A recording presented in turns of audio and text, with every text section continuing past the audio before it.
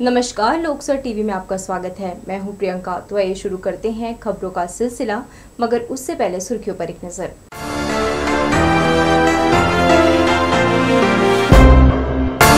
Jewellers दुकान में हुई चोरी का सरकंडा पुलिस ने किया खुलासा, आरोपियों सहित खरीदार हुए गिरफ्तार। पुलिस ग्राउंड में स्कूल बसों की जांच के लिए लगाया गया कैंप। 250 में से मात्र 94 बसें पहुंची, पाई गई कई खामियां।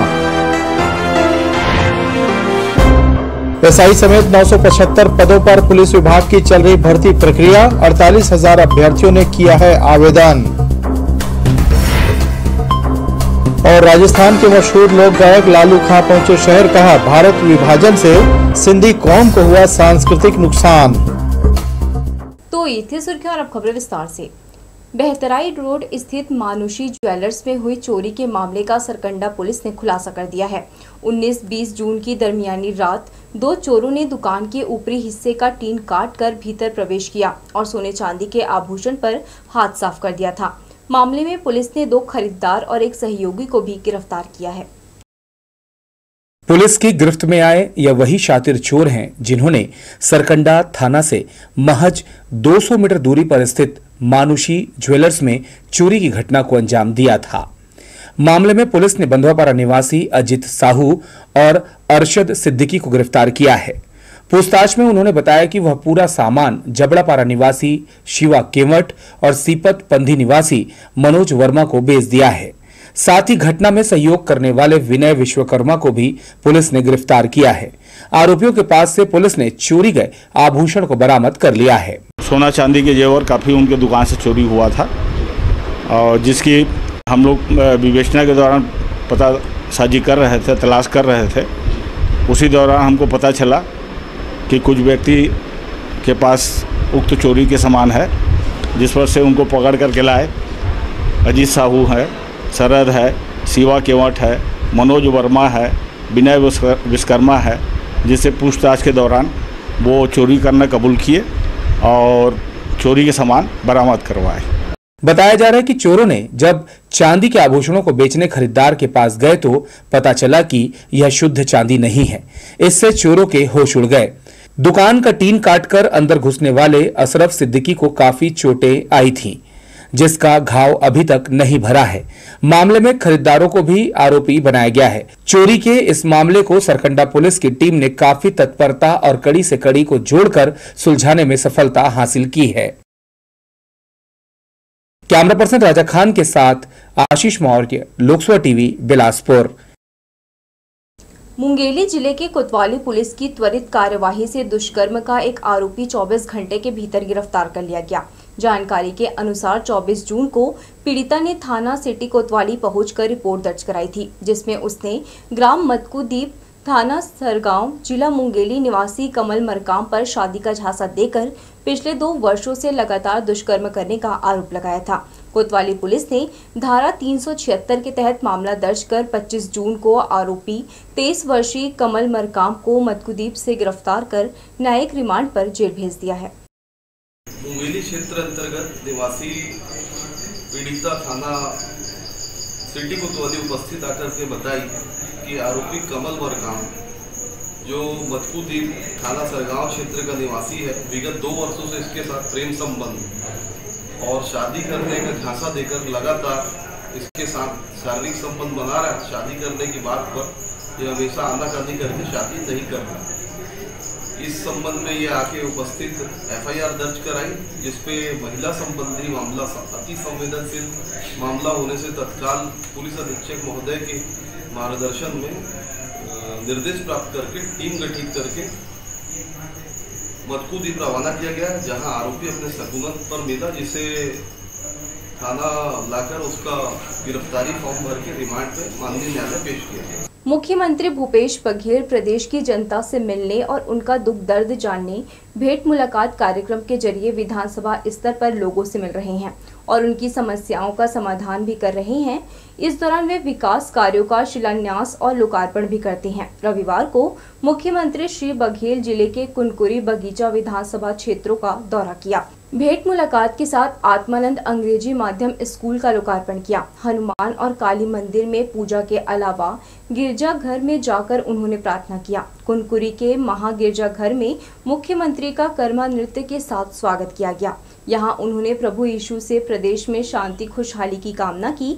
इस दौरान उनके साथ विधायक यूडी मिंज के अलावा अन्य जनप्रतिनिधि और अधिकारी मौजूद रहे। पौधरोपण के अलावा ग्रामीणों के साथ संवाद करने और उनको राहत देने मुख्यमंत्री ने यहाँ कई घोषणाएं भी की। स्कूल में 64 कार्य, कुनकुरी में 67 कार्य और इसमें 189 करोड़ 22 लाख के, पत्थरगांव 75 कार्य 112 करोड़ के, कुल 206 कार्य हमने स्वीकृत किए, जिसमें 417 करोड़ के और भवन कार्य जो 18 है उसमें 20 करोड़ की राशि। और कुनकुरी, तत्करा, लवाकेरा और लैलुंगा, कोतबा, लवाकेरा मार्ग इसको उन्नयन और लुड़ेक, तत्करा, लवाकेरा मार्ग के उन्नयन। आरटीओ और यातायात के द्वारा पुलिस ग्राउंड मैदान में शहर के स्कूल बसों की जांच की गई। इस दौरान टीम ने परमिट बच्चों की सुरक्षा के लिए खिड़कियों में जालियां और अग्निशमन यंत्र की उपलब्धता को खास तौर पर जांचा परखा। इसके साथ ही बस चालकों का लाइसेंस और बसों से जुड़े हुए सारे दस्तावेजों की जाँच की गई। इस दौरान चालकों का स्वास्थ्य परीक्षण भी किया गया। स्कूल कॉलेज बसों के लिए आयोजित जांच शिविर में इस बार भी हर बार की तरह बहुत कम बसें जांच के लिए आईं। शैक्षणिक संस्थानों में संचालित करीब 250 बसों में से केवल 40% ही पहुंची। पुलिस लाइन मैदान में रविवार को स्कूल कॉलेज की बसों की जांच के लिए शिविर आयोजित किया गया था, जिसमें कई शैक्षणिक संस्थानों की 94 बस पहुंची। यहां चालकों का स्वास्थ्य परीक्षण भी किया गया और उन्हें चिकित्सकों द्वारा दवाइयां और उचित सलाह भी दी गई। सुप्रीम कोर्ट की गाइडलाइंस के हिसाब से बसों में कई खामियां पाई गई, जिन्हें नोटिस जारी कर खामियों को दुरुस्त कर आरटीओ दफ्तर से फिटनेस प्रमाण पत्र प्राप्त करने कहा गया है। हाल ही में नए शिक्षण सत्र शुरू हुए हैं और ऐसे में स्कूली बसों का फिट रहना आवश्यक है। और आपको पता है कि माननीय उच्चतम न्यायालय के भी सड़क सुरक्षा के संबंध में विशिष्ट निर्देश हैं। जो 16 बिंदुओं के निर्देश हैं उसका पालन करना स्कूल बसों के संबंध में अत्यंत आवश्यक है। हम इसी क्रम में जो जिले में जितने शैक्षणिक संस्थान हैं सभी शैक्षणिक संस्थानों को पत्र प्रेषित कर उनकी जितनी बसें हैं सभी बसों की जांच कर रहे हैं। कुल 500 के आसपास जिले में स्कूल बसें हैं। अभी 100 के आसपास बसें इस ग्राउंड में दिख रही हैं। जो बसें रह जाती हैं, जो आज नहीं आ पाती, उनके लिए आगे भी हम लोग इस तरह के सेशंस रखते रहेंगे। 16 जून से शिक्षा सत्र शुरू हो गया है। सुरक्षा के दृष्टिकोण से सुप्रीम कोर्ट के दिशा निर्देशों पर बसों की जांच की गई। जिन बसों में कमियां पाई गई उन्हें तत्काल नोटिस जारी किया गया है। आज परिवहन विभाग के नेतृत्व में स्वास्थ्य विभाग और ट्रैफिक के संयुक्त रूप से इन बसों के जो भी फिटनेस होने चाहिए उसके अनुरूप जो सुप्रीम कोर्ट के द्वारा 16 बिंदुओं पे जो दिए गए हैं उसके तहत पहले इनकी चेकिंग की जा रही है। साथ ही जो बच्चों को सुरक्षित कैसे घर से लेके उनके स्कूल तक लाया जाए उस पर भी कुछ कमियां होगी, उसको भी अवगत कराया जाएगा।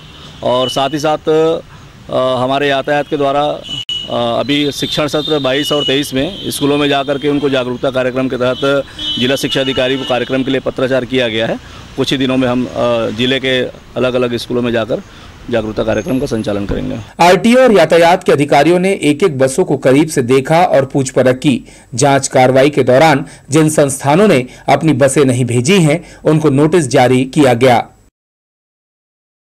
कैमरा पर्सन राजा खान के साथ आशीष मौर्य, लोकसभा टीवी, बिलासपुर।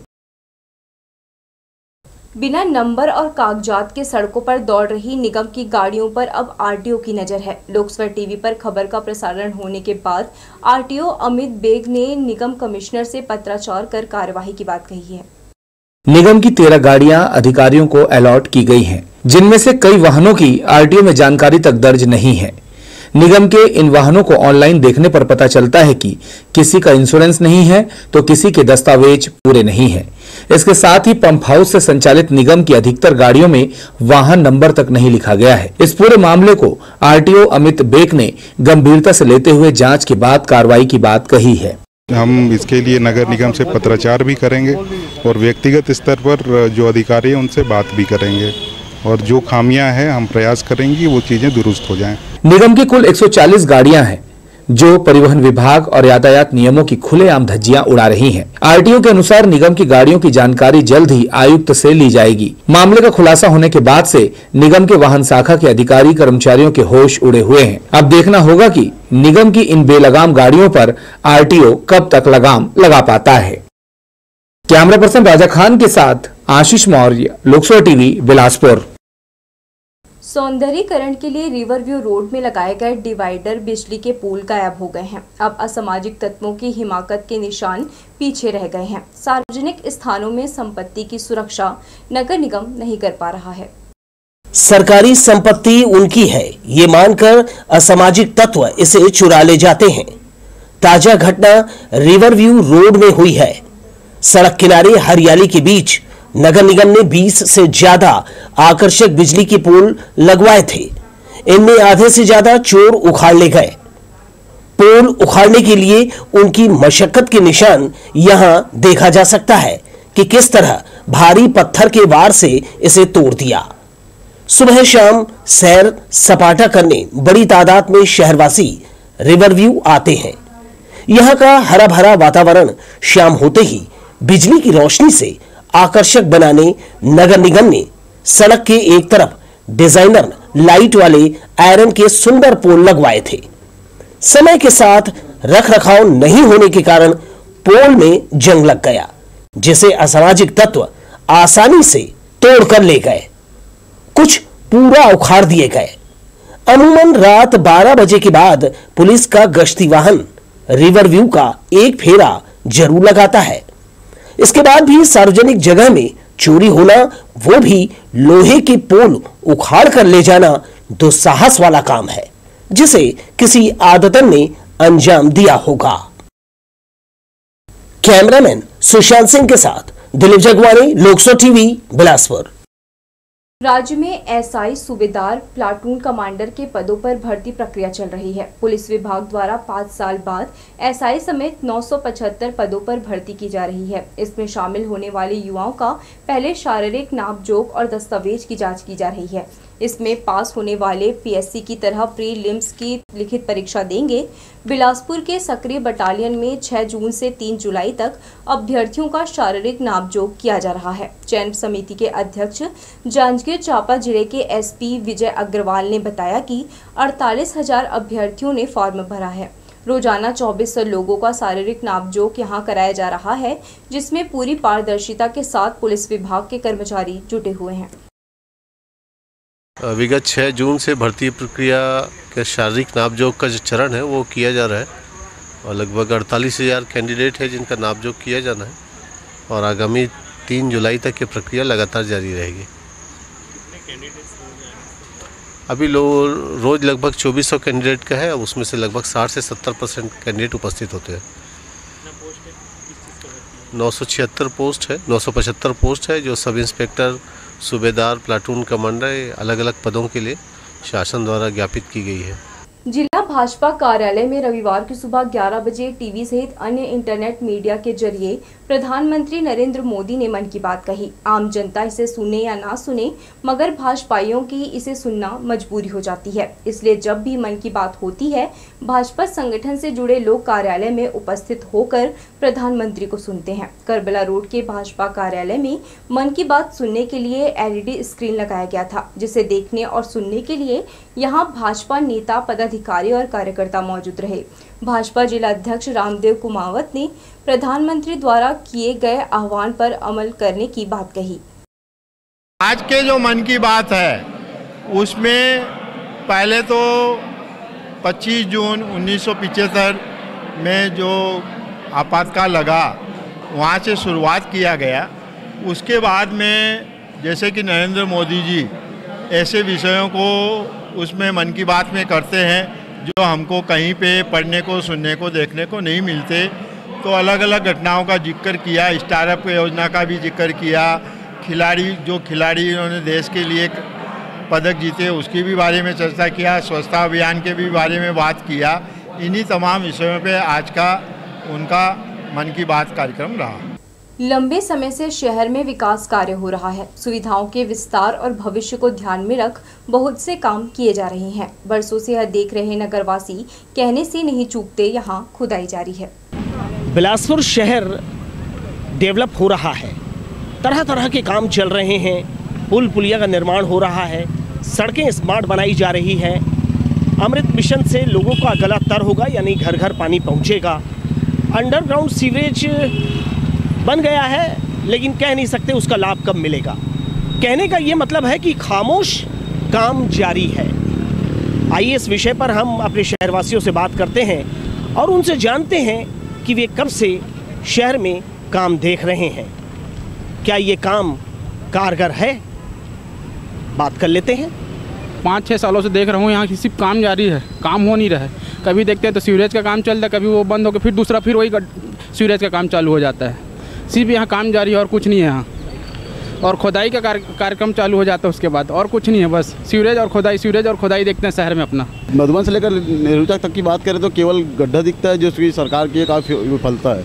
केवल जगह पे किसी जगह पे रास्ता खुला हुआ है, सीवरेज के लिए खोद देते हैं, उसको बंद करते हैं, फिर वो जगह जोड़ते नहीं हैं, फिर आगे चालू कर देते हैं। वो कहीं से नहीं दिखता कि वो पाइप जुड़ रहा है कि क्या है। आधे रास्ते में जोड़ते हैं, फिर आधे रास्ते को छोड़ के करते हैं। केवल खुदाई से परेशान। आज देखेंगे बिलासपुर में गांधी चौक से अगर गोल बाजार तक का ही एरिया देख लें तो शाम को निकलना मुश्किल है। बड़ी बड़ी गाड़ियाँ निकलती है और केवल धूल ही धूल है, कहीं पे कुछ नहीं दिखता। गड्ढे जगह जगह पे गड्ढे हैं और उसके वजह से पूरा शहर धूल भी है। राजधानी भी गए हैं। उसके मुकाबले देखा जाए तो बिलासपुर अभी खोद कर तो बहुत पीछे कर दिया गया है, खासकर खुदाई में सीवरेज को लेकर देखा जाए तो। और नया काम दिखता है क्या? नया काम तो यही दिखता है कि एक जगह को छोड़ के उसको पुराना करके दूसरा गड्ढा खोदते वो नया हो जाता है। नए काम में बस यही देखने को मिल रहा है। काम तो ये अच्छा हो रहा है। जो नदी के किनारे में जो नाला बनाने की योजना है और रिटेनिंग वाल वायर जो बन रहा है, उससे बहुत अच्छा जाएगा। नदी का पानी मतलब ख़राब भी नहीं होगा, दूषित पानी। और सीवरेज वाला भी अगर काम उसके साथ हो जाता है, काफ़ी दिन से पेंडिंग है, अगर वो हो जाता तो बहुत अच्छा रहता है। अगर हम इसी काम को एक दूसरे रूप में लें, ये काम है कि ख़त्म नहीं होता? हाँ, काम है, ये ख़त्म होना चाहिए। इसका एक मतलब हाँ डेडलाइन होना चाहिए, ताकि समय पे काम ख़त्म हो जाए। ये कई सालों से चल रहा है सीवरेज वाला, जिसके कारण कई लोगों को परेशानी हो रही है। इसके बाद फिर दूसरा काम शुरू कर दिया गया। हाँ, अब ये भी अगर पूरा हो जाए, इसकी टाइमलाइन कुछ रहे, टाइम डेट जो भी है वो रहे तो ज़्यादा अच्छा रहेगा। बिलासपुर शहर में है बहुत बदलाव है पहले से। तो मुझे देखते ही 22 साल हो गए यहाँ पे, जब से आई हूँ तब से बदलाव तो है, काफ़ी तेज़ी से बदलाव हो रहा है। और काम जो है कि चल रहा है? काम तो चलता ही है सर। किस तरह के सड़कों के आसपास दूसरी जगह आप काम देखती है? काम बाकी जगह तो ठीक हो रहा है, लेकिन सड़कों का काम नहीं हो रहा है सर। जिधर देखिए उधर गड्ढे ही गड्ढे हैं, है ना। वो उसमें थोड़ा सा ये होना चाहिए। खासकर अब बरसात आ रही है तो कभी भी कोई दुर्घटना हो सकती है ना। उसका सालों से आप देख रही हैं? गड्ढे का तो हो गया सर, कम से कम 5-6 साल से वैसे ही देख रहे हैं, है ना। किसी गली में भी है, किसी भी एरिया में आप देख लीजिए, नल के लिए इसके लिए खुदाई होती है तो वो कहाँ दोबारा उसमें काम नहीं होता है, वो वैसे ही पड़े रहता है। अब कहने का आशय ये है पब्लिक का कि भाई साहब काम शुरू किया है तो उसको अंजाम तक पहुंचाइए, ताकि उसकी सहूलियत मिल सके। काम लंबा खिंच सकता है, लेकिन वो ख़त्म होना भी बहुत ज़रूरी है। लेकिन बिलासपुर की तासीर में ऐसा कुछ विशेष रूप से दिखाई नहीं देता। डेवलपमेंट है, लेकिन जितने काम शुरू हुए हैं वो बड़े ही लेंदी रहे हैं। मसलन सीवरेज, अमृत मिशन, नाले नालियों का काम, बहुत सारा ऐसा। गार्डन वगैरह को छोड़ दिया जाए तो वो भगवान भरोसे चलता है। पब्लिक का भी यही कहना है कि हमें सहूलियत दीजिए। निर्माण के वक्त हम कठिनाई सह सकते हैं, हमें परेशानी होगी, लेकिन उसका अंजाम बहुत अच्छा होना चाहिए। कहने का मतलब है काम कीजिए, लेकिन प्लानिंग कीजिए, क्योंकि प्लानिंग से किया हुआ काम अंजाम तक जल्दी पहुंचता है। कैमरामैन सुशांत सिंह के साथ दिलीप जगवानी, लोकसो टीवी, बिलासपुर। बढ़ेंगे आगे के समाचारों में, मगर उससे पहले सुर्खियों पर एक नजर।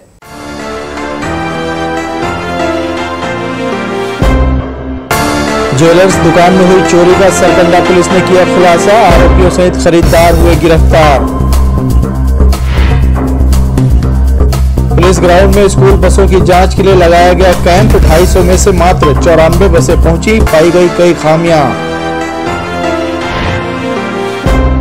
एसआई समेत 975 पदों पर पुलिस विभाग की चल रही भर्ती प्रक्रिया, 48,000 अभ्यर्थियों ने किया है आवेदन।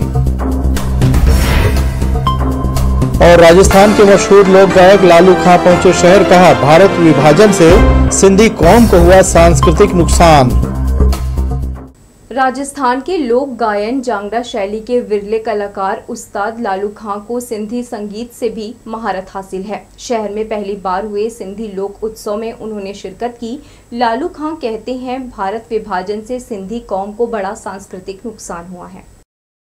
सिंधी सेंट्रल पंचायत और भारतीय सिंधु सभा के लोक उत्सव में प्रस्तुति देने आए लालू खां ने लोकसभा टीवी से कहा, कला, संस्कृति और संस्कारों को कलाकार भली भांति समझता है।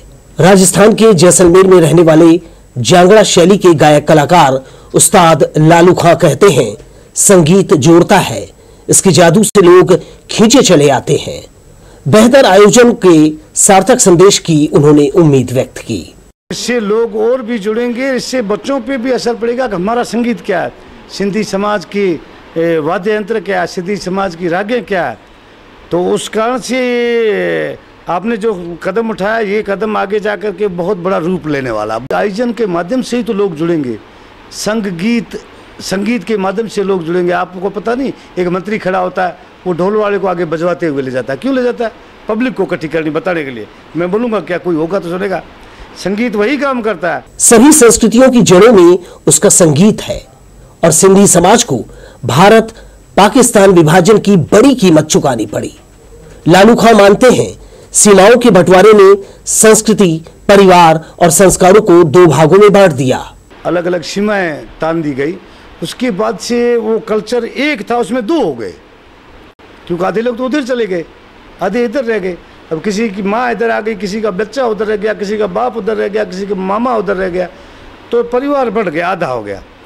तो संस्कार भी आधे हो गए, संगीत का माध्यम भी आधा हो गया और सीखने का प्रचार भी आधा हो गया। आधे लोग सिंध में, पाकिस्तान में हैं जो बहुत सुरीले लोग हैं, लेकिन संस्कार में कभी रोड़ा नहीं होता। जाति के एक ही है, इंसान एक ही है, धर्म एक ही है, पर बांटो कितने में। लेकिन बड़ा विभाजन की टाइम में तो घाटा हुआ है, ये तो पक्की बात है। राजस्थानी के अलावा लालू खां को सिंधी लोक संगीत की अच्छी समझ है। बातचीत के दौरान उन्होंने अपनी अदायगी से मन मोह लिया। उनके साथ बूटा खां, फकीर खां कनोई, रसूल खां ने संगत की।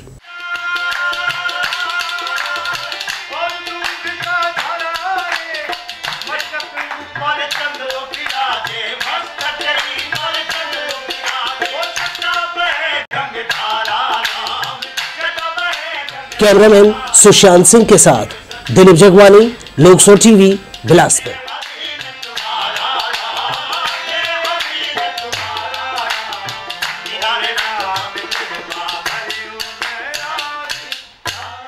विकास का कार्य पूरा होने के बाद अगर नागरिकों को परेशानी होने लगे तो समझ लीजिए काम में चूक हुई है। इसके कई उदाहरणों में एक है अरपा के पुराने पुल से अमृत मिशन की पाइपलाइन।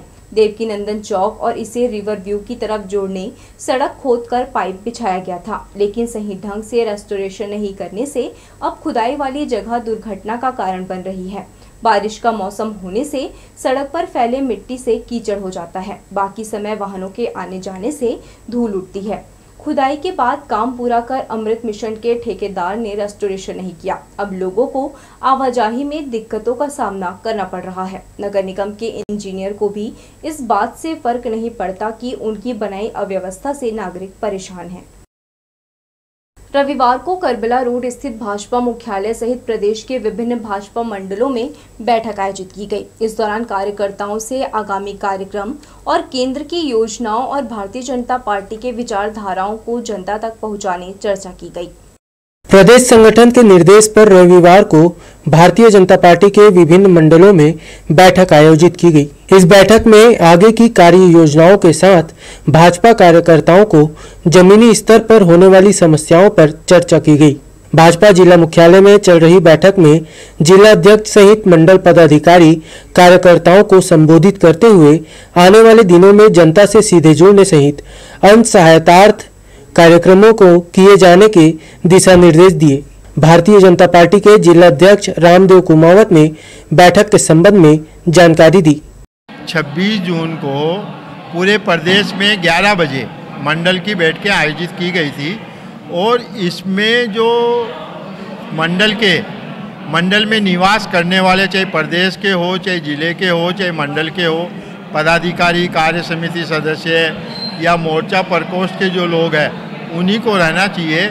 और इसका प्रदेश ने एक एजेंडा भी तय किया था कि 11 बजे ये बैठक इसलिए की गई कि एक तो प्रधानमंत्री जी का जो मन की बात कार्यक्रम है उसको सामूहिक रूप से सुने, बाकी हर महीने ये हर बूथ पे भारतीय जनता पार्टी के कार्यकर्ताओं द्वारा जनमानस के साथ सुना जाता है, वो यथावत बूथों में सुना गया, लेकिन मंडल की बैठक में भी ये सुना जाए। यह कार्यक्रम प्रदेश भर के मंडलों में आगामी कार्य योजनाओं को संपादित करने के साथ ही जनता तक भारतीय जनता पार्टी की विचारधारा को पहुंचाने के लिए रखी गई थी। बैठक के दौरान बड़ी संख्या में भाजपा कार्यकर्ता और पदाधिकारी मौजूद रहे। लोकसभा टीवी के लिए कैमरामैन जय साहू के साथ नीरज शर्मा, बिलासपुर। रविवार की सुबह हल्की बूंदाबांदी के बाद धूप और छांव से उमस महसूस की गई। मौसम विशेषज्ञों ने रविवार को कई जगहों पर वर्षा के साथ आकाशीय बिजली गिरने की संभावना जताई थी, मगर बिलासपुर शहर और इसके आसपास के इलाकों में अनुमान के मुताबिक कोई हलचल नजर नहीं आई। लेकिन यह जरूर था कि उमस भरी गर्मी ने लोगों को हलाकान कर रखा। हावड़ा मुंबई मार्ग पर चलने वाली अमूमन सभी ट्रेन लेट से चल रही है। रविवार को भी आधा दर्जन से अधिक ट्रेन अपने तय समय से विलंब से बिलासपुर स्टेशन पहुंची। इसके कारण ट्रेनों में सफर करने वाले यात्री परेशान नजर आए। करीब 2 सप्ताह से ट्रेनों की स्थिति खराब है। हालांकि रेलवे इसकी वजह तकनीकी कारण बताता है। रविवार को ट्रेनों के प्रभावित होने का कारण मेंटेनेंस कार्य और बारिश को बताया गया। ट्रेनों की बिगड़ी चाल से यात्रियों को परेशानी झेलनी पड़ रही है। रेलवे ने थोक में ट्रेनों का परिचालन रद्द कर दिया है। इसका असर है कि हमेशा यात्रियों की भीड़ से चहल पहल रहने वाले जोनल स्टेशन में सन्नाटा पसरा हुआ है। खासकर प्लेटफॉर्म नंबर 1, 6 और 7, 8 में यात्री नजर नहीं आते। दरअसल कटनी रेलखंड की ट्रेनें इन्हीं प्लेटफॉर्म से रवाना होती हैं। कोयला परिवहन के लिए रेलवे ने 1-2 नहीं बल्कि एक साथ 34 ट्रेनें जुलाई माह तक रद्द कर दी हैं। इधर ट्रेन सुविधा नहीं मिलने से यात्रियों की दिक्कतें बढ़ गई हैं। दोपहर 12 बजे के बाद तो स्टेशन में वीरानी छा जाती है। रविवार को भी यही स्थिति देखी गई। तो ये थी हमारी लोकसभा टीवी की तमाम खबरें। अगले बुलेटिन में आपसे फिर होगी मुलाकात। तब तक के लिए पूरी टीम के साथ प्रियंका को दीजिए इजाजत। नमस्कार।